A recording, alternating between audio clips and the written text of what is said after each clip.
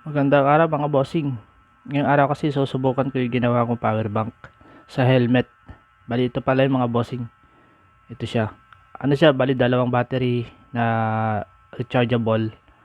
Tapos nilagyan ko lang siya ng strap dito. Bali yung wire niya nandito sa loob. Ayan. Siniksik ko lang siya dito. Tapos diretso na siya dito. Ayan. Dito yan. Dito nakasaksak yan. Bali wala pa po siyang mic adapter. Hindi ko pa magamit yung mic niyan. Kasi yung saksakan niya andito pa yan. Para sa saksakan nila. Andito. Kaya susubukan ko ngayong araw itong aking ginawang power bank sa helmet. Kaya tara, subukan natin mga boss.